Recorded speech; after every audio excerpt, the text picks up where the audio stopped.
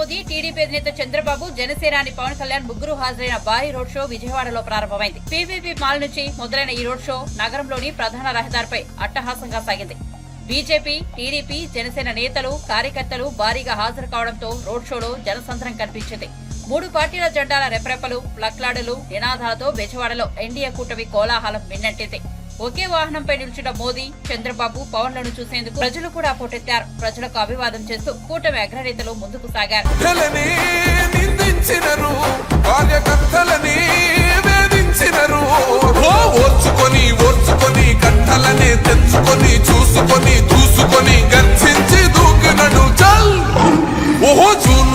దూకినది yellow సింహమో, దడుసుకొని ఉరుకుతది rowdy సంఘమో. జై జై చంద్రన్న, జై జై జై, నిన్న పేదవడన్న ముందడుగై. ఓరమి సమ్మెలి పెట్టినది తెలుగుదేశమో, తల రాత మార్చుకుంటది ఆంధ్ర రాష్ట్రమో. జై జై చంద్రన్న, జై జై జై, నిన్న పేదవడన్న ముందడుగై.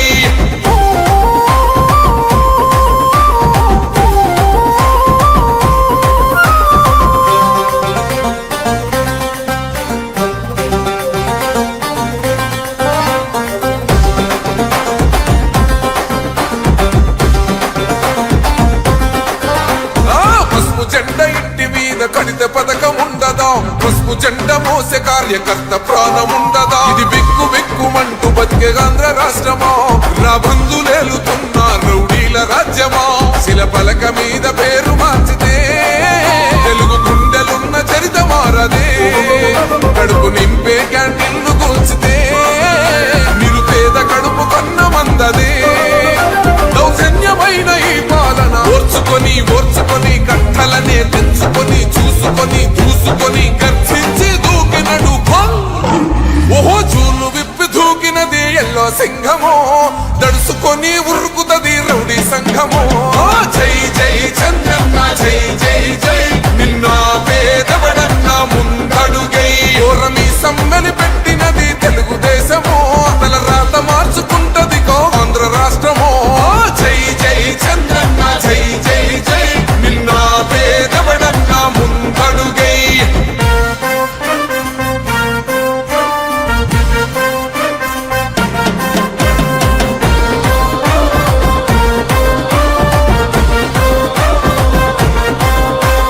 న్యాయమైన కేసు పెడితే నిలవలేదుగా, మేఘమంటూ నిలిచి సూర్యుడునే గెలవలేదుగా.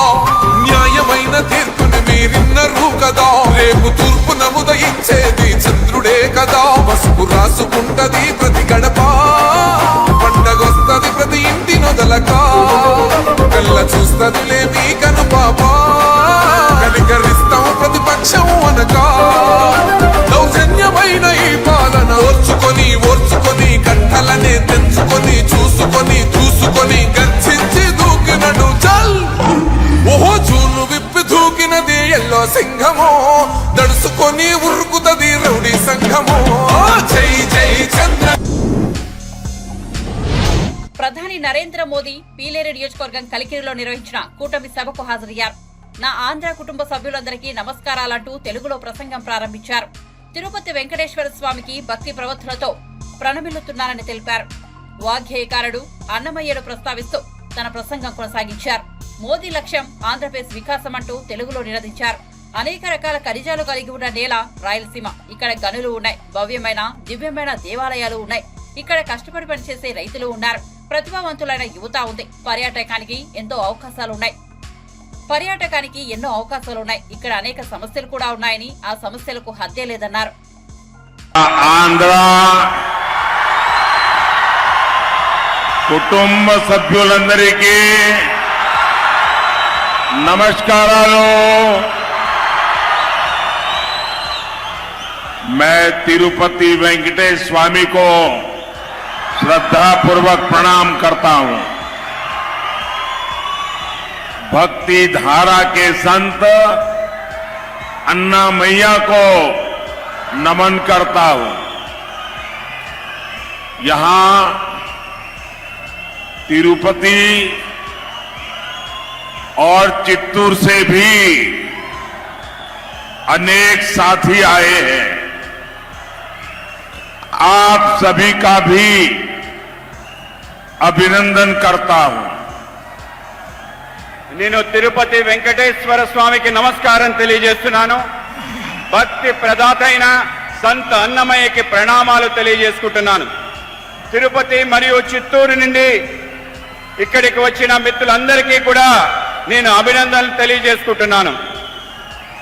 भाइयों और बहनों, रायलसीमा में सामर्थ्य की कोई सीमा नहीं।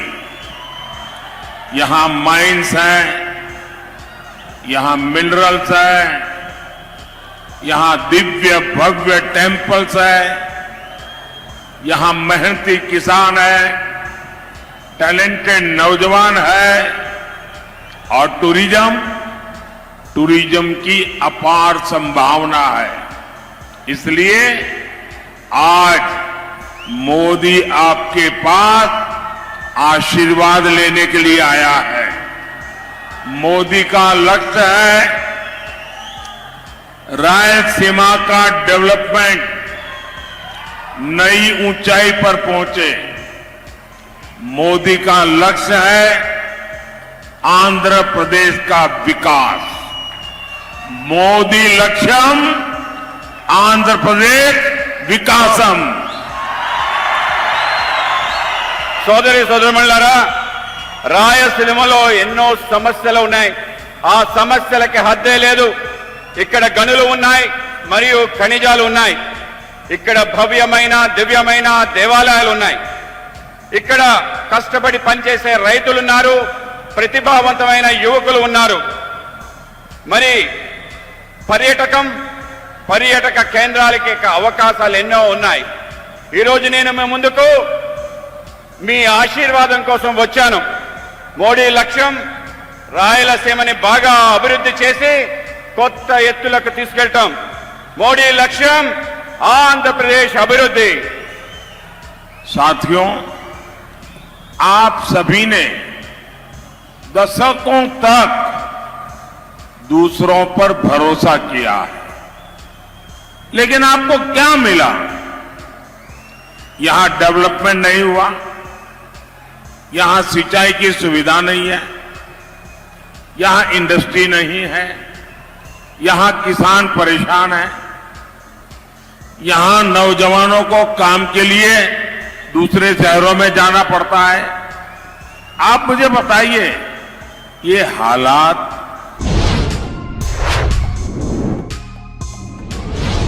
కృష్ణా జిల్లా గన్నవరం నియోజకవర్గం హనుమాన్ జంక్షన్ లో నిర్వహించిన వారాహి విజయవేల సభకు జనసేన పవన్ కళ్యాణ్ హాజరయ్యారు.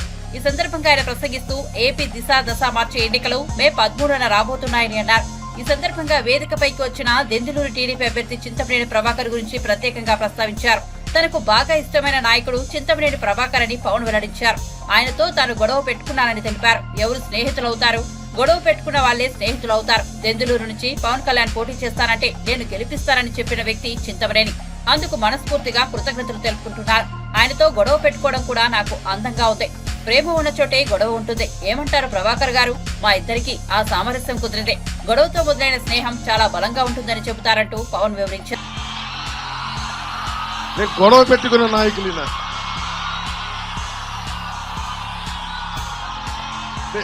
ఎవరు స్నేహితులు అవుతారు? గొడవ పెట్టుకున్న వాళ్ళే స్నేహితులు అవుతారు. అంటే ఈయన నువ్వు పోటీ చేస్తానంటే, పవన్ కళ్యాణ్ పోటీ చేస్తానంటే దెందులూరు నుంచి నేను నెగ్గిస్తాను, గెలిపిస్తానని చెప్పిన చింతమనేని ప్రభాకర్ గారికి మనస్ఫూర్తిగా నా హృదయపూర్వక నమస్కారాలు. ఆయనతో గొడవ పెట్టుకోవడం కూడా అందంగా ఉంటుంది. నాకు ప్రేమ ఉన్న చోట గొడవ ఉంటుంది. ఏం ప్రభాకర్ గారు?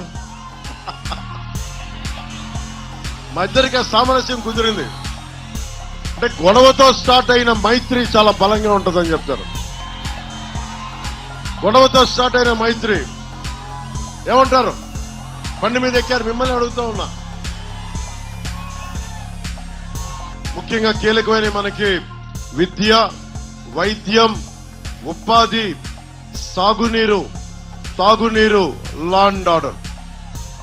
ఇక్కడున్న గతంలో 2014లో నేను తెలుగుదేశం పార్టీకి భారతీయ జనతా పార్టీ కూటమికి నేను మద్దతు తెలిపినప్పుడు వల్లభనేని వంశీ గారు నాకు చెప్పడం గుర్తుంది. ఎప్పుడు ఓటయ్యని ప్రాంతాల్లో కూడా మీరు చెప్పడం వల్ల నాకు ఓట్లు పడ్డాయి అని చెప్పి మనస్ఫూర్తిగా చెప్పారు. అతను చాలా హేతు ఉన్న నాయకుడు, వివేకం ఉన్న నాయకుడు, ప్రజలకు అండగా ఉన్న నాయకుడు అని అనుకున్నాను. కానీ ఈ రోజున విభేదాలు ఉండొచ్చు. నేను చంద్రబాబు గారితో విభేదించాం, చింతమనేని ప్రభాకర్తో విభేదించాం. ఎక్కడా కూడా పాలసీ దాటి వ్యక్తిగతంగా కానీ ఒక్క మాట మాట్లాడాలి. ఆయన కూడా అంతే, నాతో మాట్లాడారు, విభేదించాం. రాజకీయాలు విభేదాలు ఉంటాయి, పాలసీ పరమైన అభిప్రాయ భేదాలు ఉంటాయి, మాట అనుకుంటాం. కానీ దానికి ఒక పరిమితి ఉంటుంది. కానీ వల్లభనేని వంశీ గారు నాకు ఇందాక మన యాదగడ్డ వెంకట్రావు గారు చెప్తా ఉన్నారు, మీరు కూటమికి, ముఖ్యంగా జనసేన మద్దతుదారులకి, జనసేన నాయకులకి, జనసేన వీర మహిళలకి ప్రత్యేకించిన విన్నపం.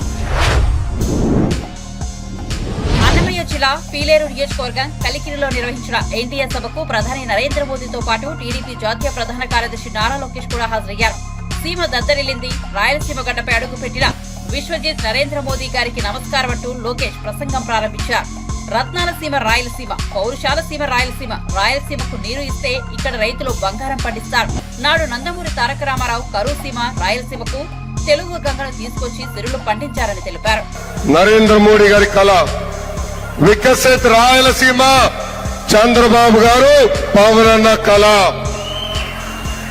2014లో రాష్ట్ర విభజన జరిగింది, కట్టుబట్టలతో మన బయటికి గెంటేశారు. ఆనాడు చంద్రబాబు నాయుడు గారికి ఉన్న అనుభవంతో రాష్ట్రాన్ని అభివృద్ధి, సంక్షేమం రెండు చేస్తాం జరిగింది. 2014 నుంచి 2019 మధ్యన రాయలసీమని కూడా అభివృద్ధి బాటలో ఆనాడు మనం పెట్టాం.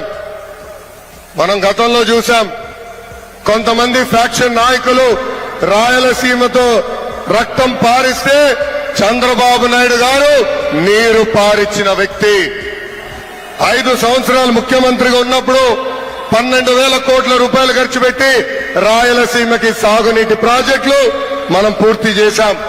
ప్రతి ఇంటికి కుళాయి ద్వారా సురక్షితమైన తాగునీరు అందించడానికి ఆనాడు ప్రాజెక్టు కూడా ప్రారంభించాం.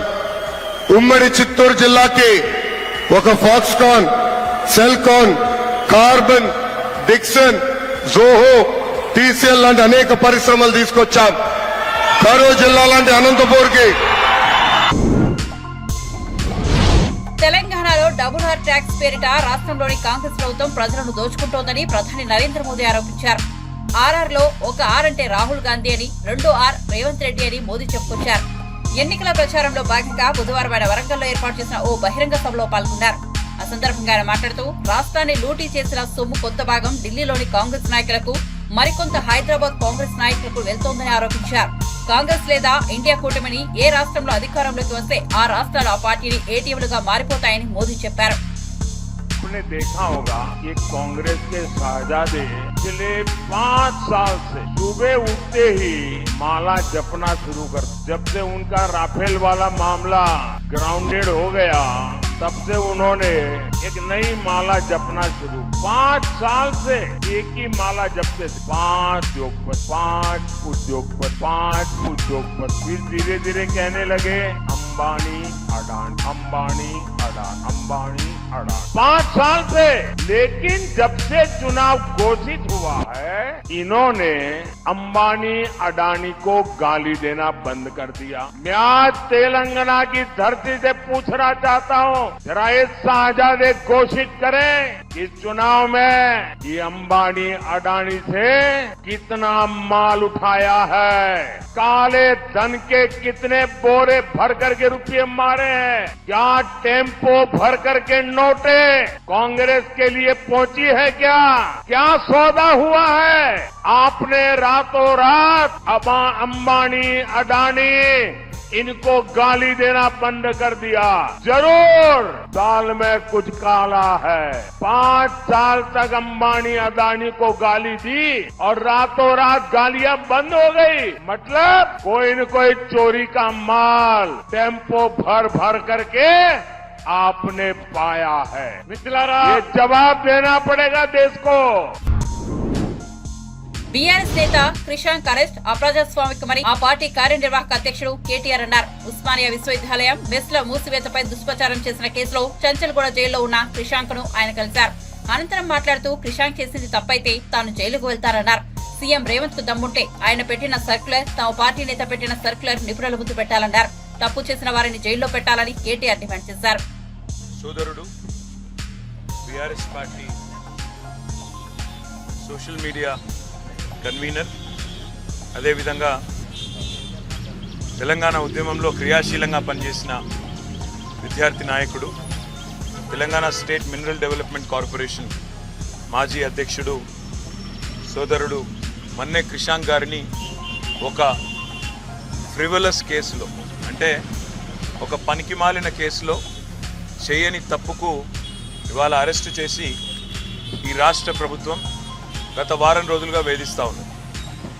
తప్పు చేసిన రేవంత్ రెడ్డి ఇవాళ బయట తిరుగుతూ ఉన్నాడు.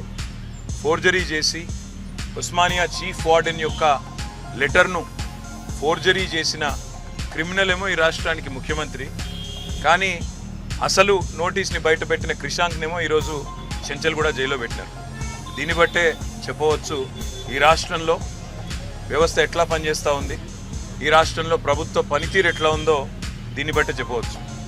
ఇవాళ ఈ రాష్ట్ర ముఖ్యమంత్రిగా ఉన్న రేవంత్ రెడ్డి గారిని నేను అడుగుతా ఉన్నా, క్రిషాంక్ కనుక పెట్టిన సర్క్యులర్ తప్పైతే నేను ఇదే చెంచల్గూడ జైల్లో నేను జైలుకి పోతాను. ఒకవేళ నువ్వు పెట్టిన సర్క్యులర్ ఫేక్ అని మేము రుజువు చేస్తే నువ్వు జైల్లో కూర్చుంటావా అని చెప్పి నేను రేవంత్ రెడ్డిని అడుగుతా ఉన్నా.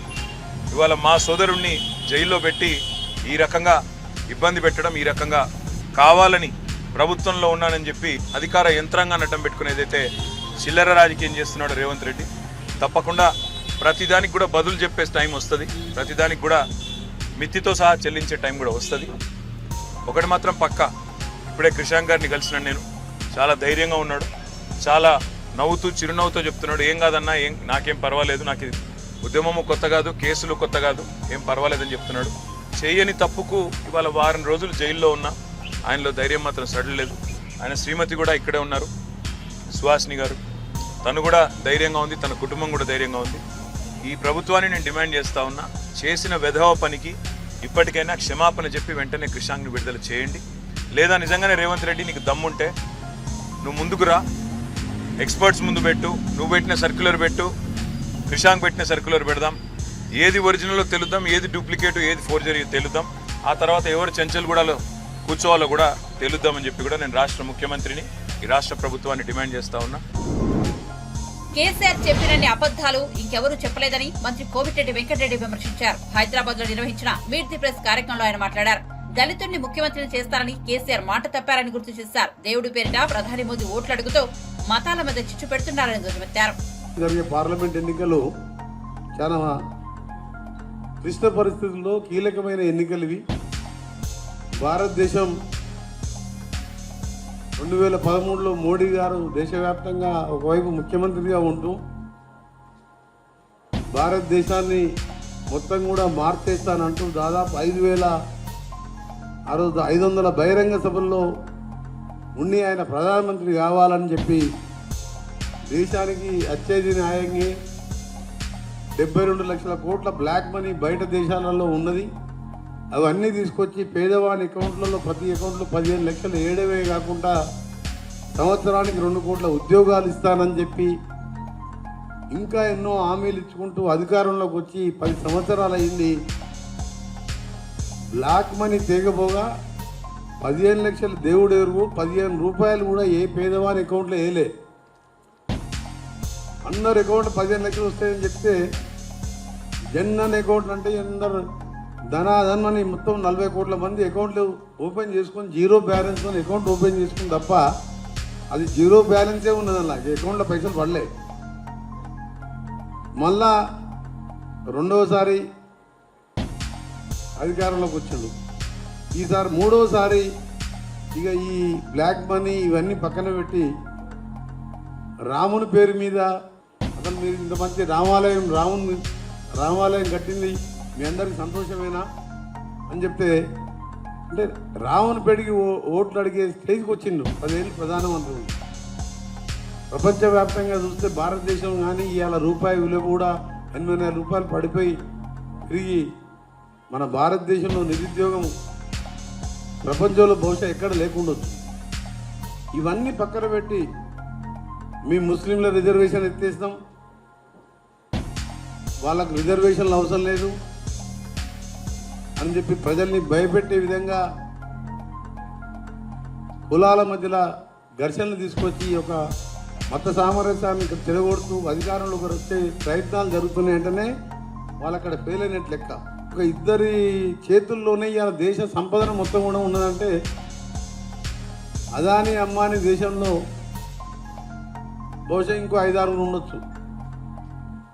మిడిల్ క్లాస్ వాళ్ళు బతకలేని పరిస్థితుల్లో 400 ఉన్న గ్యాస్ సిలిండర్ ఇవాళ 1200 చేరినా కానీ దాని గురించి ఒకసారి మాట్లాడరు. రోజుకు వారానికి ఒకసారి డీజిల్ పెట్రోల్ రేటు పెరుగుతుంటాయి, చిన్నప్పుడు ఎప్పుడు తగ్గలే. ప్లస్ ఒక జిఎస్టీ ట్యాక్స్ పేరు మీద కూడా పెద్ద మోసం జరుగుతున్నది. దాన్ని ఎవరు కూడా సీరియస్ తీసుకుంటలేదు. కానీ చాలా మంది జిఎస్టీ పేరు మీద గవర్నమెంట్ కడుతున్నా లేదా తెలియదు, వాళ్ళు రిసిప్ట్ ఇస్తారు, దాని కింద జిఎస్టీ వసూలు చేసుకుంటారు. మధ్య దళారులు తింటున్నారు. ప్లస్ పేదవాని గవర్నమెంట్ ఆఫ్ ఇండియా కూడా ఆదాయం పెరిగిపోయింది బాగా.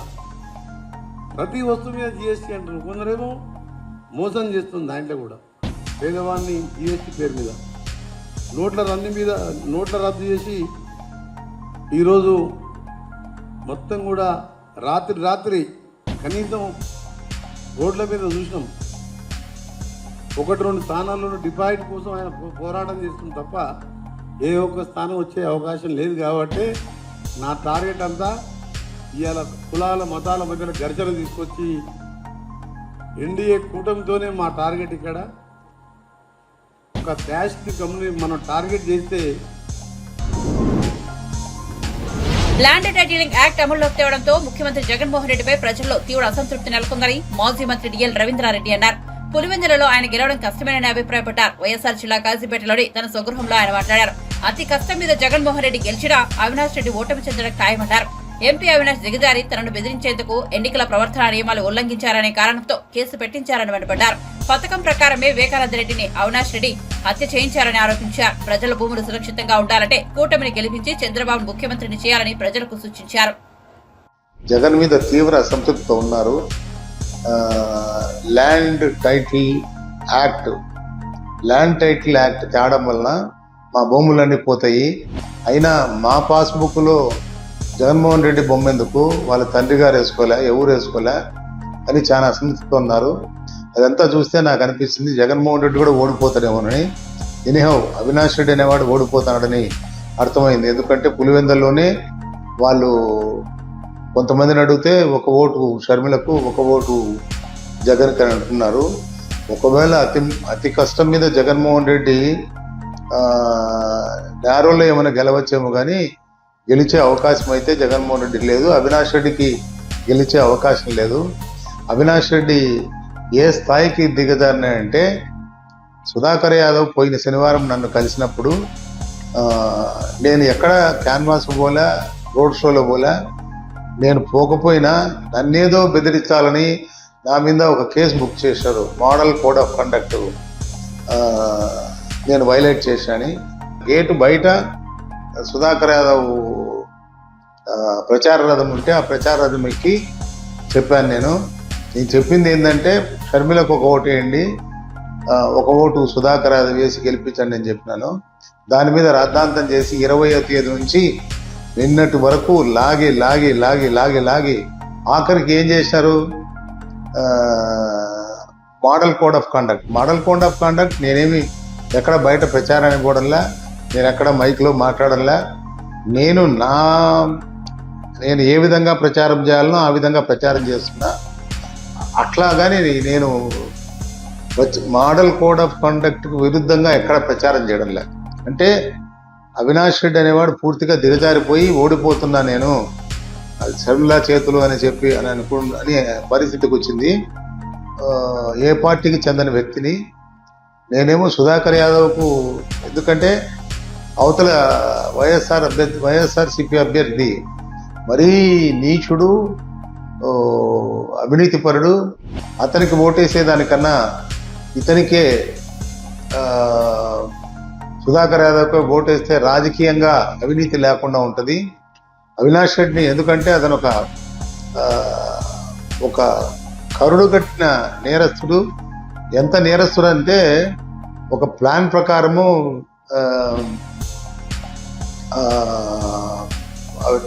వివేకానంద రెడ్డిని చంపించాడు. ఎట్లా అదృష్టం కొద్దీ విజయమ్మ అమెరికా పోయిందని బతికింది, కానీ లేకపోతే నేను ఎప్పుడో ప్రెస్ కాన్ఫరెన్స్లో చెప్పిన నెక్స్ట్ ఎలక్షన్స్ ముందు ఎవరో కొన్ని షర్మిలను విజయమ్మను లేపేస్తాడని. ఆమె అట్లా అమెరికా పోయింది. షర్మిలకు ఫుల్ సెక్యూరిటీ ఉంది. ఆ అమ్మాయికి సిఆర్పిఎఫ్ వాళ్ళ కానిస్టేబుల్స్ ఉన్నారు కాబట్టి షర్మిల ఏం చేయలేడు. ఇతని పరిస్థితి గులకరాయి తగులితేనే అంత ఇష్యూ చేసినాడు. అతని పరిస్థితి అంత అగమ్యగోచరంగా ఉంది. ఇతను ఖచ్చితంగా ఇతని పార్టీ ఓడిపోతుంది, ఇతను ఓడిపోతాడు, ఇతని తమ్ముడు ఎంపీ కూడా డెఫినెట్గా ఓడిపోతాడు.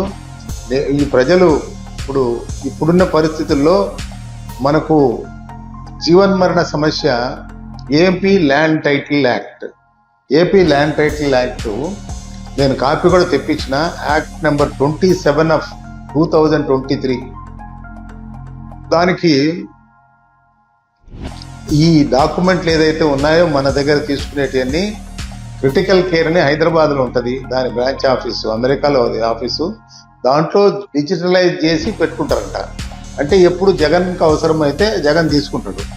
కాబట్టి రైతులు దయచేసి మీ భూములు సేఫ్గా మీకు ఉండాలంటే తెలుగుదేశం కూటమికి ఓట్లు వేయండి, చంద్రబాబును ముఖ్యమంత్రి చేయండి. భయపడకుండా ఆ రోజు పోలింగ్ రోజు ఖచ్చితంగా అందరూ వచ్చి మీ భూములను కాపాడేందుకు, మీ ఆస్తులను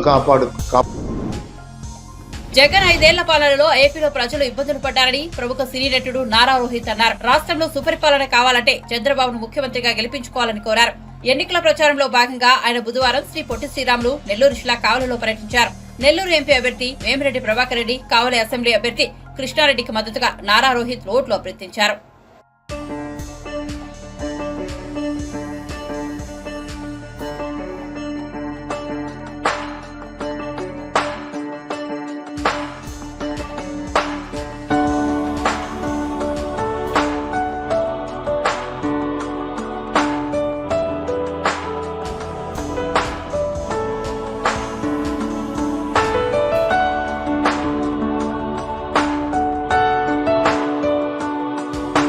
నమస్కారం. ఈ 5 ఏళ్ళు చాలా ఇబ్బందులు పడ్డారు అందరూ.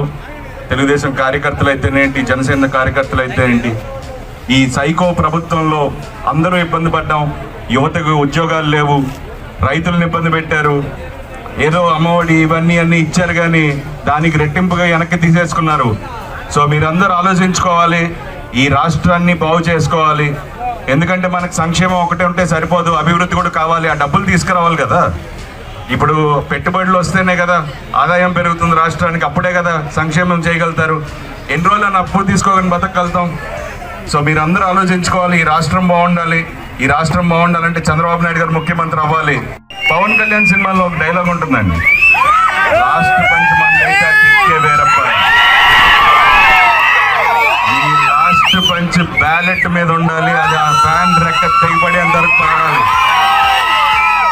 సో మీరందరూ మే 13వ తారీఖున తప్పకుండా ఓటేయాలి. ఎందుకంటే అది మీ భవిష్యత్తుకు మీరేసుకునే దారి అది. సో మీరందరూ తప్పకుండా ఓటేసి ఎమ్మెల్యే అభ్యర్థిగా కృష్ణారెడ్డి గారిని, అలాగే ఎంపీ అభ్యర్థిగా వేమిరెడ్డి గారిని గెలిపించాలని మనస్ఫూర్తిగా కోరుకుంటున్నాను. జై తెలుగుదేశం, జై జనసేన, జై బీజేపీ, హలో ఏపీ. కృష్ణారెడ్డి గారు అండగా ఉంటారు. మీ అందరి భవిష్యత్తుకి చంద్రబాబు నాయుడు గారు గ్యారంటీ. ఆయన అలాగే సూపర్ 6 అని అనౌన్స్ చేశారు.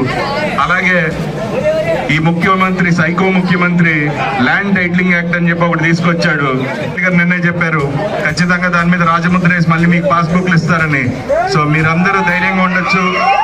మీ భూములకి గ్యారంటీ చంద్రబాబు నాయుడు గారు మీ భూములు మీ దగ్గరే ఉంటాయి. సో మీరు ఖచ్చితంగా ఇది మనసులో పెట్టుకోండి. మిగతా వాళ్ళకు కూడా చెప్పండి ఈ సైకో ముఖ్యమంత్రి ఎలాంటి పనులు చేస్తున్నాడో. ఎన్నికల ప్రచారంలో భాగంగా కమెడియన్ జబర్దస్త్ ఫేమ్ హైపర్ ఆది గుంటూరు జిల్లా తెనాలిలో పర్యటించారు. జనసేన అభ్యర్థి నాదెండ్ల మనోహర్ తరపున ప్రచారం నిర్వహించారు. పవన్ కళ్యాణ్ పై అభిమానంతో ఆది ప్రచారం చేయడాన్ని నాదెండ్ల మనోహర్ అభినందించారు. హైపర్ ఆది మాట్లాడుతూ జనసేన తరపున తన వంతు బాధ్యతగా ప్రచారం చేయడానికి తెనాలి వచ్చానని చెప్పారు. నాదెండ్ల మనోహర్ భారీ మెజార్టీతో విజయం సాధిస్తారని ఆశాభావం వ్యక్తం చేశారు. మద్యపాన నిషేధం చేస్తానని కామెడీ చేసింది ఎవరు? 3 రాజధానుల్లోని కామెడీ చేసింది ఎవరు? పెన్షన్ 3,000 రూపాయలు అయిపోయి మేము గెలిచిన వెంటనే మీ అకౌంట్లో పడతాయని కామెడీ చేసింది ఎవరు? సిపిఎస్ రద్దు చేస్తానని కామెడీ చేసింది ఎవరు? జాబ్ క్యాలెండర్ ఇస్తానని కామెడీ చేసింది ఎవరు? కామెడీ మొత్తం వాళ్ళు చేసి నన్ను కామెడీ అని అంటాం ఎంతవరకు కరెక్ట్? మీరే గమనించాలి ఇదంతా. కాబట్టి మేమంతా జస్ట్ ప్రొఫెషనల్ కమెడియన్స్, వాళ్ళలాగా పొలిటికల్ కమెడియన్స్ అయితే మేము కాదని మీ అందరికీ మళ్ళీ చెప్తున్నాను. తెనాలి నియోజకవర్గంలో మనోహర్ గారిని భారీ మెజారిటీతో గెలిపించడానికి అందరూ సిద్ధంగా ఉన్నారు. ఎందుకంటే ఇక్కడ తెనాల్లో స్టిల్ ఇప్పటికీ నాదెండ్ల మనోహర్ గారు ఏదైతే అభివృద్ధి చేశారో ఆయన పరిపాలించే టైంలో, ఆయన ఇక్కడ తెనాలి నియోజకవర్గానికి ఎమ్మెల్యేగా చేసిన టైంలో ఏదైతే అభివృద్ధి చేశారో ఆ అభివృద్ధి ఉంది తప్ప ఆ తర్వాత ఇక్కడ ఎటువంటి అభివృద్ధి జరగలేదు. కాబట్టి అందరూ కూడా ఈసారి కూటమి తరపున నిలబడ్డ మనోహర్ గారిని భారీ మెజార్టీతో గెలిపించడానికి సిద్ధంగా ఉన్నారు. నాకు తెలిసి ఈ సరౌండింగ్స్లో ఈసారి తెనాల్లోనే హైయెస్ట్ మెజార్టీ రాబోతుంది అన్నది తెలుస్తుంది. ఇప్పటికీ మనకి అసెంబ్లీలో ఒక స్పీకర్ అంటే ఎప్పటికీ గుర్తుండిపోయే స్పీకర్ మనోహర్ గారు. ఎందుకంటే సభని అటు అధికార పక్షానికి ప్రతిపక్షానికి ఈక్వల్ వాల్యూ ఇస్తూ నడపగలిగిన ఒకే ఒక స్పీకర్ మన మనోహర్ గారు. మీరు మిగతా నెక్స్ట్ వచ్చిన స్పీకర్స్ని మీరు చూస్తే వన్ సైడెడ్గా ఉండేది. ఓన్లీ ప్రతిపక్షాన్ని అసలు పట్టించుకోకుండా, వాళ్ళ చెప్పేది వినకుండా, లేకపోతే స్పీకర్ కూడా ఏదో బూతులు మాట్లాడే స్థాయిలో ఈ అసెంబ్లీలు నడుస్తున్నాయి అన్నమాట. కాబట్టి మనం ఎప్పటికీ స్టిల్ ఇంకా ఒక మంచి స్పీకర్ అంటే మనకి వెంటనే గుర్తొచ్చేది మనోహర్ గారు. మరి అలాంటి వ్యక్తిని గెలిపించుకుంటే ఇక్కడ అంటే నియోజకవర్గం ఒక చదువుకున్న వ్యక్తి గెలిస్తే ఎంత అభివృద్ధి చెందుతుంది అనేది మనం ఆలోచించాలన్నమాట. అది ఈసారి అందరికీ అది వచ్చిందని అనుకుంటున్నాను. ఎందుకంటే ఈ కూటమిని గెలిపించడానికి నేను ఇందాక ఎయిర్పోర్ట్ నుంచి వస్తుంటే ఈ రోడ్లు చాలా ఇదైంచాను. అంటే పొరపాటున ఒక ప్రెగ్నెంట్ లేడీ కనుక ఆటోలో ఆవిడ ఈ రోడ్ల మీద ప్రయాణిస్తే హాస్పిటల్కి వెళ్ళకముందే ప్రసవం అయింది ఆటోలో, అలా ఉన్నాయి రోడ్లు. కాబట్టి ఇలాంటి రోడ్లు మారాలన్నా లేకపోతే జనాల్లో అన్ని రకాలుగా అభివృద్ధి జరగాలన్నా కూడా మనోహర్ గారు లాంటి వ్యక్తి ఖచ్చితంగా గెలవాలి. అది ఈసారి జనాలు దానికి రెడీగా ఉన్నారు. ఎక్కడికి వెళ్ళినా సరే ఆటోమేటిక్గా ముందే చెప్పేస్తున్నారు, మీరు రానక్కర్లేదండి, ఈసారి కూటమిని గెలిపించడానికి సిద్ధంగా ఉన్నారని. ఏ నియోజకవర్గానికి వెళ్ళినా ఆ ప్రభుత్వ వ్యతిరేకత అంతుందన్నమాట.